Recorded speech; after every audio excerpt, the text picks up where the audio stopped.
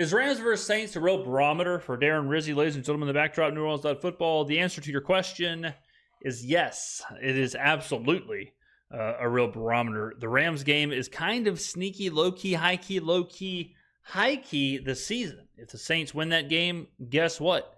Buttercup, it's all on. It's all there in front of us. If we lose that game, bad news Bears, more than likely the season's over, more than likely the air is let out of the balloon. More than likely, we open our Christmas presents, and under that tree is not a present at all. It's actually a lump of coal, and we will be moving on to next season. So everything relies on December 1st. Everything relies on what happens that day in the Superdome.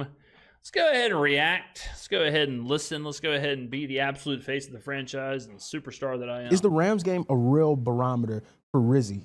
This is going to be one of the biggest matchups he's had so far in his time as interim head coach. Rams, they took a loss last night, but it was to the Eagles, big-time team, playoff team. So if the Rams find a way to come down here and give a fight, can Rizzi coach the Saints over the top? The Rams are a playoff team, I think, a playoff caliber team, a team that's fighting for their lives as far as kind of the same as the Saints, where the Rams are in a real dogfight to win the division. They're in a real dogfight to get back to the playoffs.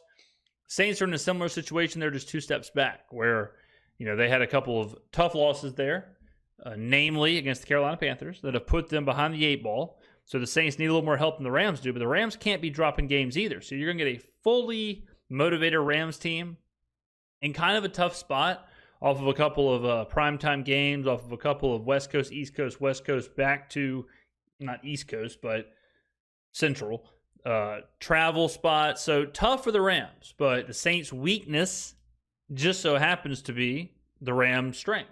The weakness for the Saints is how the hell is this secondary going to hold up? The strength for the Rams is Cooper Kupp, Puka Nacua, and Matthew Stafford. So that is where this game will be won. And another bad situation for the Saints is that if the Rams get up, if the Saints go down early, the Rams will be more than happy to run the football, and they absolutely can do that too. So the Saints need to keep this thing competitive. The Saints need to have success on their end. They need to, hopefully, they need to strike first, and they need to be the ones who are dictating this game, who are running, who are.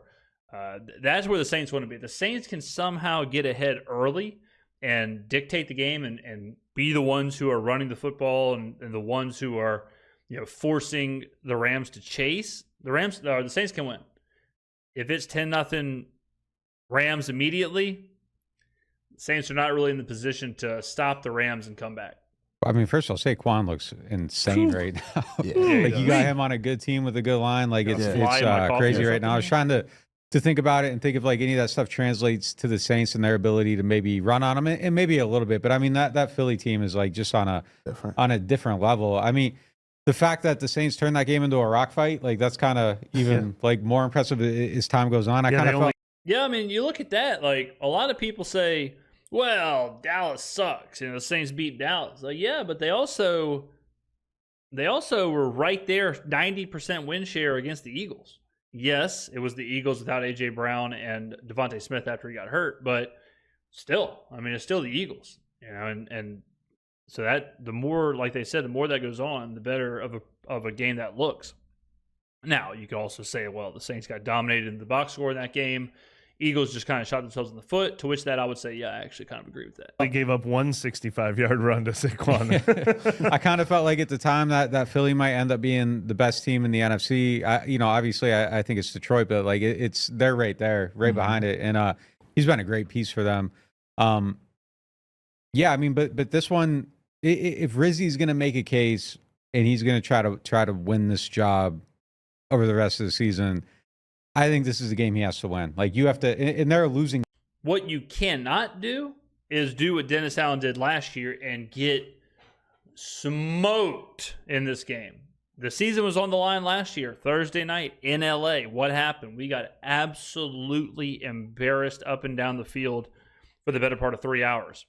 Rizzi can't have that happen again. If the Rams roll in and Matt Stafford puts up 350 and Puka Nacua has 115 and Kupp has 12 catches and this is never a game, then same old Saints, same old is what it is. We're not up to that level of competition.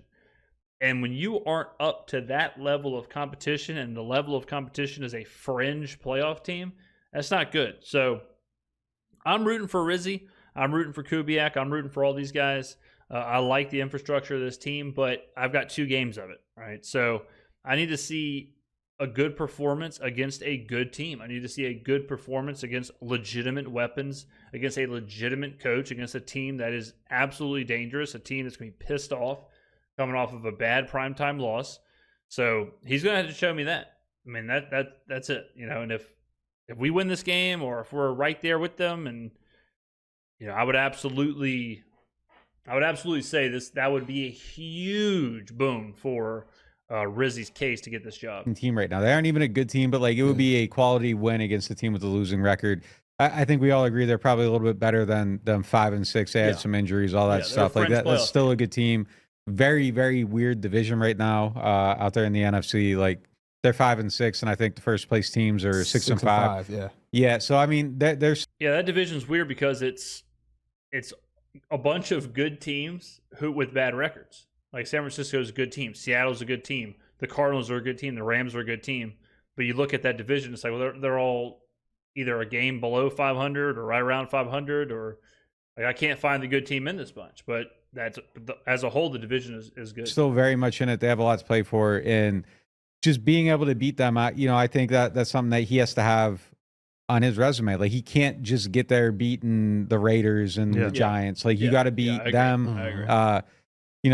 The command. Yeah, if we get smoked by Washington, Green Bay, and the Rams, I don't really care what happens against the Giants, the Raiders, any of those. Even if we beat the Bucs, like I don't really care if we're beating the bad teams and we get drilled by the good teams. That's just more of the same. Commanders are somebody that I kind of got in that Fugazi watch. Like they showed it again this week. Couldn't beat a winning team. Cooper Rush. I'm sorry, they couldn't beat a losing team. Like they only have one win against a team with a winning record. Yeah, Washington's Fugazi. Been weeks I've been saying it, but Cliff Kingsbury, he does this every single year. Offense is flying. Team looks amazing. They're so much fun. They're the talk of the town. First half of the season, second half, they completely fall apart.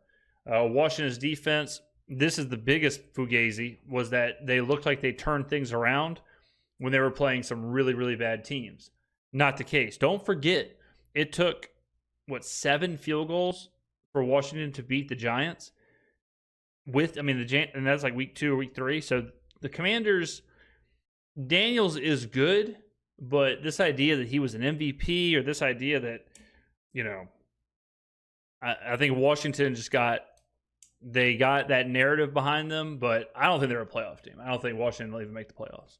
So they're a little bit questionable at this point too, but I think if Rizzi's going to get this job, he needs to beat the Rams. He probably needs to beat the Commanders, and you can lose to the Packers if you beat both of them, and maybe you still have a chance. But you need to win 2 out of those 3.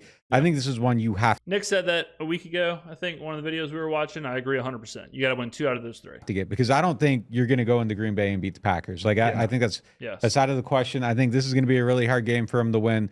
But you got to win some of these games and have some quality feelings on your resume if you're going to be the head coach. A couple different things.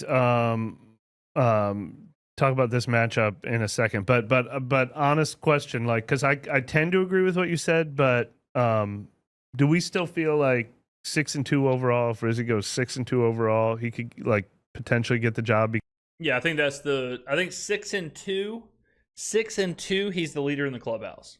It doesn't guarantee him the job, but it absolutely gives him a legit. I think if he goes 6-2, that would be enough for the Saints to say, okay, we'll stick with Rizzi over Mike Vrabel. If he starts dropping games, and that 6-2 turns into 4-4, something like that, then that's when a Mike Vrabel comes in, and it's hard to go with Rizzi. But if Rizzi has that 6-2 on his resume, I think that's enough to deter some of the external candidates. Because that would mean if you don't beat the Rams, lose to the Packers, you have to beat Washington. You have to win at Tampa Bay in the last game of the season. And frankly, that's one of the tougher teams on their schedule too. I think that might be the must for the. Well, that's not even a question, because if we're in that situation where we win 2 out of 3, more than likely the Tampa Bay game is for the division. And Yeah, I mean, obviously, like that's one of those games you can't lose that game if you're in that position. Good vibes at the end of the season for the whatever it means for placement in the division. Could be knocking Tampa Bay out of the playoffs. That one might be important. But so in theory, I think if they lost to the Rams, lost to the Packers, and won all the rest, and he finished 6-2, it would feel a little empty to go 6-2 without a ton of quality wins. But do you think that would be enough? No. I think you gotta have some good wins. It's a head coaching job in the NFL. Like you aren't getting there by beating the Raiders. Like you have to actually like show some. I'm saying material Washington change. And but if you go 6-2, you do get some quality wins at the end there. Like that's the whole thing. That's why I'm saying that I think yes, because if you go 6-2, you are beating a good team. You're winning some good games in there.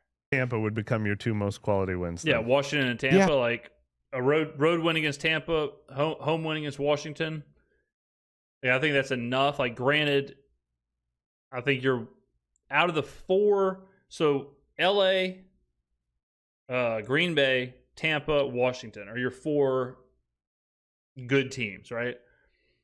I would say LA and Green Bay are probably the top 2 of those 4. I would probably rank it Green Bay, LA, Tampa, and Washington. So if you're winning Washington and Tampa, you're winning the 2 worst out of the 4. But still, I mean, you got to, at the minimum, you have to win 2 of those 4. I mean, sure, but I think you gotta. Really I don't think you can just have like cupcake wins. Like I don't know, the Commanders it would be a good win. The Bucs really aren't that good of a team, are they? Like it's not like you don't beat the Bucs. And I'm like, damn, that guy. I know. You have to win some good games. And I just kind of think that's a realistic. Bucs are better than Washington.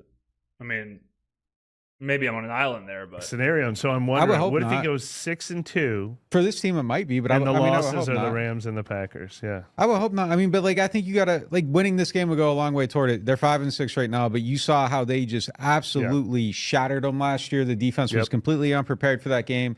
If you come in, you make it look different, and you win the game. That's something that you can hold up at the end of the year. And you're sitting at that podium, and you're Mickey Loomis, and you're like, he beat the Rams. Like he did that. Yeah, great point. Like this is the most 1A, 1B type thing you can have if you're Rizzi. You can say, look what Dennis Allen did. Look what happened to this team last year. Look what I did. Like, same team, same opponent, virtually the same situation, season on the line, whatever. Embarrassed on Thursday night, I got the win. Like, that is a huge one for Rizzi. So, for Rizzi, this is the game because this is that 1-for-1. This is the biggest comparison he can have. This is the one he needs. On the overall, like the grand scheme of things, I think 2 of the 4, 6-2, whatever, still gets in there, but this is the one you want if you're him. This is the game. That against the Rams. Right. I don't think you can go up there and be like, he beat the Raiders, he beat the Giants, he beat the Bucs. Yeah. Like I know. Yeah. We didn't go get Ben Johnson because damn it, he beat the Bucs. Yeah. Like I don't think that's enough. No, cut it out. We could be talking about it a lot. I mean, like if you pick the games the Saints are favored to win in the games, I don't know what the spread is on this after the Rams looked a little disappointing. It's settling around. I would assume it's going to close 3. Last I saw it was 2.5. Let's take a look. Why not? Yeah, per usual, I'm absolutely right again. It opened 2.5 and it is settled at 3. Looks like it'll probably come back down to 2.5. We got a couple 3s, 120 out there. One at Circa. Circa is the sharpest book in the world. So Circa is flashing 3, 120.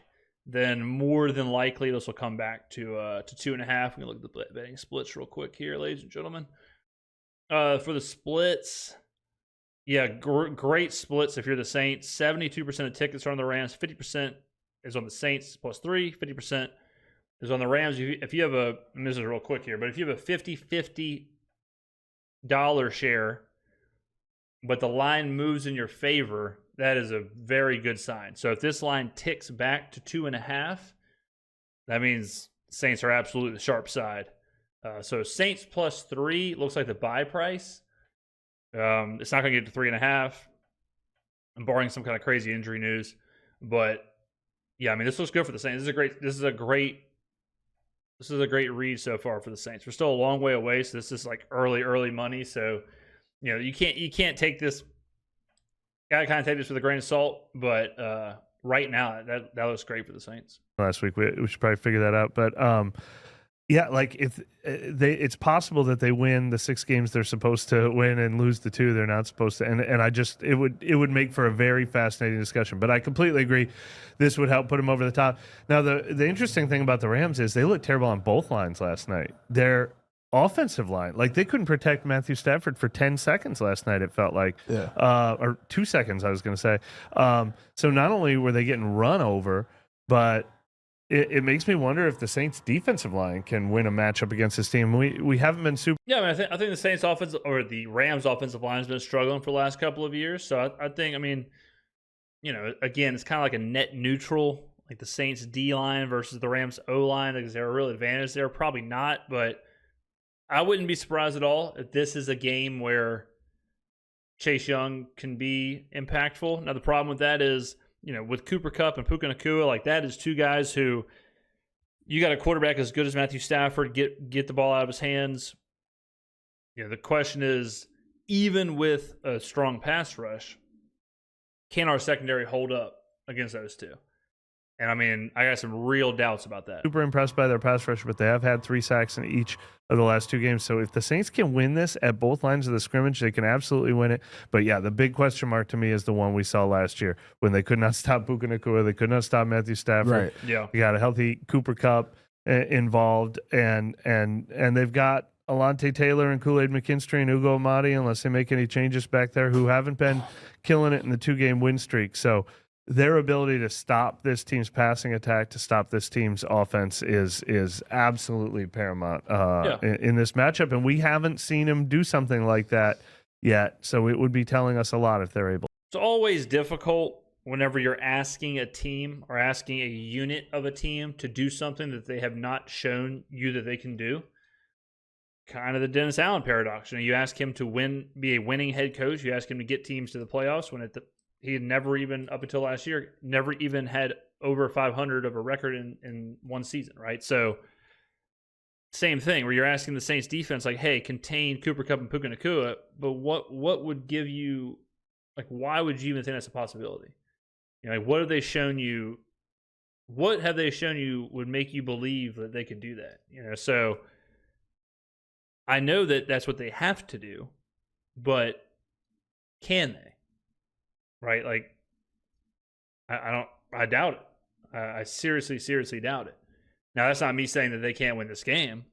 I just showed you the market, and right now, the Vegas market, which is gospel to me, believes that this is going to be a 3-point-ish game, and 3 points is too high. So, if the Saints keep it close, they have to score early, get ahead early, run the football with success, and dominate time of possession. That's the answer. The way to, a lot of the times people think the Saints have to stop Puka Nacua and Cooper Kupp with their secondary. But you can also kind of stop Puka Nacua and Cooper Kupp by keeping them off the field. So if the Saints dominate time of possession, if the Saints play with the lead, if the Saints can run the football at will, that'll go a long way in limiting the damage that Puka Nacua and Cooper Kupp will have. Yeah, so they get to the end of the year. Let's say, I mean, I'm kind of treating the Rams like they have a winning record. They have a losing record. Yeah, it feels like it'd be a winning team. Yeah. But like, if they win all those games and they lose to the Commanders and Packers, like you're like, yeah, give them the job.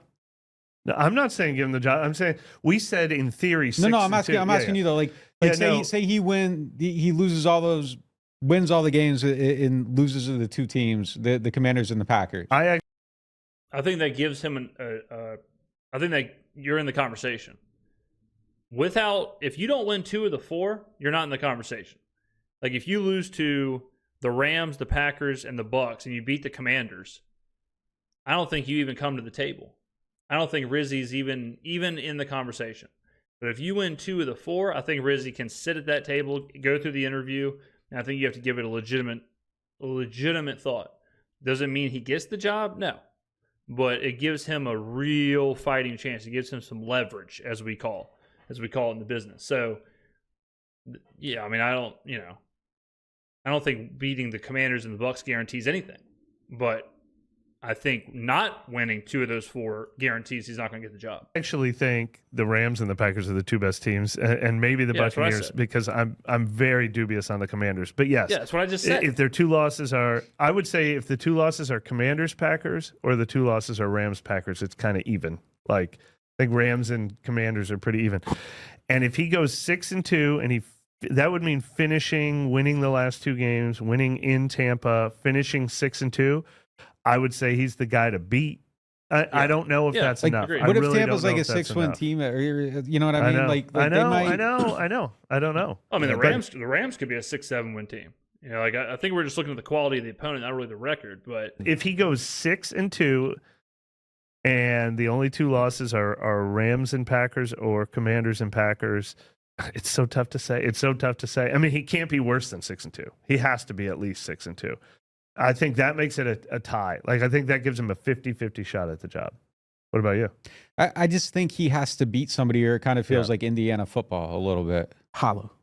A little bit. Like I think you have to beat one of, and I think you got to get 2 of them, honestly. Like, and I don't treat the Bucs like they're a good team. Like I just don't. Like they're really injured. They're 5-6. I think that Bucs team. I mean, they were up 30-0 yesterday. I think that Bucs team is. I actually think they're going to win the NFC South this year, or be mathematically alive for the NFC South going into Week 18, which is why I think it might be a meaningful win. But yeah. I don't put a lot of value in any NFC South win. Exactly, I mean, it's just kind of. I don't know. Like I think you got to beat some of them teams. To me, I don't know. I guess we'll see what it looks like though at the end of the year. It's possible you have a 6-2 and it feels like a good 6-2, but. Well, the inverse is funny. So if you don't have the quality wins, that means you've lost at the Giants or you lost at home to the Raiders. So it's making me think he almost has to go 7-1 to win this job. 6-2 makes it 50-50 though, I think. Like for me, like just for me to be able to like sit here at the end of the year, like I don't know, like I said, like we could watch it and it could feel different at the end. But like right now today, if you ask me, okay, what does it take for you to sit here at the end of the year and be like, Darren Rizzi has to get this job? I got to see him beat two of the 3, I think. I got to see him beat 2 of the 3. Like I said, I'm not putting weight on the Bucs. Like to me, it feels like if you're going to get the job, you have to be able to beat the Bucs. You got to be able to beat the Giants. You got to be able to beat the Raiders. And I want to see. I mean, look, the bar's like really high here. Like it's a head coaching job in the NFL. I mean, I'm not sure. It's like a Sudoku puzzle. I feel like I'm the only one that's solved. If he goes 6-2, he has to get those wins. I mean, you can't get to 6-2 without beating 2 of those 4 teams. Like it has to happen for the math to math. So I'm not sure what's going on here. Just for me to sit here and be like, he has to get the job. Now, could you go 6-2 and it's like, the candidates aren't that great? Yeah, I guess I kind of like Rizzi more than these guys. Yeah, absolutely. But I mean, for me to be like, they absolutely have to give him this job. Like I gotta see something. The only way I would say they absolutely have to give him the job is if he wins out. If he doesn't win out, then I think you open the search up and then you bring in everybody, and then it's a full-on open season. If he wins out, it's like, all right, give him the job. Jesus, this team is. I mean, good Lord. So that makes me feel like, okay, damn, like this is insane. Otherwise I'm going to just kind of be like, all right, yeah, we'll see. Like whoever they are, it's cool. Like we'll see what they look like in the job. But beating the Browns, Falcons, Giants, Raiders. That's why we kept talking about how this team could win 10 games if they could get their act together. The schedule, and the Rams at home and Commanders at home looked a lot tougher a couple weeks ago. Those are 2 teams that are kind of have their arrows pointing in a different direction right now. Now, if he gets this one, and you're talking about them with like 4 wins, like that's some insane momentum. Like if you can get 4 in a row, like at that point, I think you can be one of the next 2, the Commanders or the Packers. Like you really get rolling like that. If you get this one, like I think there's some. I think if you get this one, what it proves to me is it's less about the record or any of that stuff. It proves you can beat a good coach in McVay. I don't care what McVay's record is; he's one of the best coaches in the NFL. And it proves you can like stop really, really talented players. Like Cleveland is Cleveland, okay? Atlanta is Atlanta. But Cooper Kupp and Puka Nacua are a different beast. Even Kyron Williams is different. That is a different outfit than what Atlanta has and what Cleveland has. If you can, throttle that kind of if you can handle that kind of an offense and those weapons, especially like they were saying when you got gutted by them last season, that shows something. So it's less about the record, it's less about the team. It's more about, Sean McVay, Cooper Kupp, Matt Stafford, Puka Nacua came into town, and we beat them. Matt Stafford is way better than Kirk Cousins and Jameis Winston. Cooper Kupp and Puka Nacua are way better than whatever combination of players you want to throw from Atlanta or Cleveland. So this is a legit outfit right here, offensively at least. This is legit. So being able to stop them, get a win, that's huge. Something though. Like I think there's not a game. There's not a game on this schedule that I don't think they can win individually. I just Green Bay's the only one. He's going to have to show that he has created a level of consistency that we haven't seen in 4 years. I would say the Packers game seems kind of to me that one's almost it. I mean, it's any given Sunday, so any team can beat any team. The Panthers almost just beat the Chiefs, but going into Green Bay, prime time, a couple days before Christmas, that one seems like a tall task. If it was at home, yeah, maybe, but that does seem like a tough one. 0%. Yeah, like almost 0%. Going in there in the snow, December, really good team. I almost feel I'm scared of that one. Sure, I'm scared of that that's definitely the toughest one. It's like 1 year, like, all right, I kind of figured that, when it comes down to that. But even with the Rams, this is a team championship DNA still in there between Stafford and McVay, the head coach. I don't know why I blanked on his name right quick, but you don't want to be that, we got to get right on them type of team. They lost in prime time to the Eagles, a very good playoff team that, like you said, maybe in that Super Bowl NFC conversation. You don't want them to come down here because Stafford is still playing good ball. He's still playing really good ball. He fed Nacua 9 times last night for like 117. You don't want to be getting exposed coming out of the bye week and just getting beat over the head by a team that's like, okay, we're going to get right going into the end of the season to help recapture our division and everything like that. So the Saints, they need to don't let the bye week be known as they laxed off a little bit and now they got to try to get back right. That's another thing too. Let me save this hombre. The bye week with Carmichael and Allen was a complete just nothing burger because they weren't smart enough or good enough to utilize the extra time. If the Saints can utilize the bye week to come up with a good game plan, that shows me a lot with Kubiak, shows me a lot with Janoko, shows me a lot with that offensive staff, and it shows me a lot with Rizzi's infrastructure and operations. I mean, we've been talking about that with Allen where he just lacked that head coaching, like operational acumen. Wild sentence there. But the bye week is a big deal. And the bye week should be a huge advantage to a team, especially a team that's been home for almost a month. Saints played at home against Atlanta. Saints played at home against Cleveland. Saints got a bye week. Now they're at home against the Rams. So you got a very, very rested Saints team. You got a Rams team that has gone a couple primetime games, played some West Coast, East Coast, have been all over the place. So situationally, that does favor the Saints big time. Now the question is, can they put it all together? Right, going into New York. Because is that really a matchup that you want to have pride in and say, oh, yeah, we beat the Giants with Tommy DeVito? You did that last year, and it didn't really mean anything. So that is interesting how you talk about how they have to come off the bye week. Like sometimes the bye week is really good, but it kind of feels like the Saints fell in love on vacation the last 2 weeks, and now they're coming back home and seeing if the relationship can last now that they're going back to work. Yeah, like they really need to win this game. Like you had the whole week to prepare for it. Yeah. I'm just gonna say it, like changing up the schedule, like feels kind of crazy to me a little bit, like taking it out of the routine. Like I know it's Thanksgiving, but like you're trying to flow into a season. Like if you're gonna have the bye week and then you're gonna do that, like you need to win this game. Otherwise, like stuff's gonna be up for question. So if you're changing up, you're trying to get a job. Like I think that's really good to get buy-in with your team and everything, and maybe you can get your work done and all that stuff. Like it might work fine, but like I just really think it's important for them to win this game. By the way, the Rams, they lost to Miami at home a couple weeks ago. Barely won at New England last week, which is not a great team. Lost pretty convincingly to Philadelphia. After New Orleans, they got Buffalo at San Francisco on a Thursday night right after that, at the Jets, Arizona, Seattle. Like, tough you said schedule. the get right. The Rams are probably looking at this as like the one they got to get on their schedule for the rest of the year. They got a tough road coming up. Boom. There you go. Ladies and gentlemen, thoughts? Put them below in the comments. Thank you for watching. And I will see you in the next video.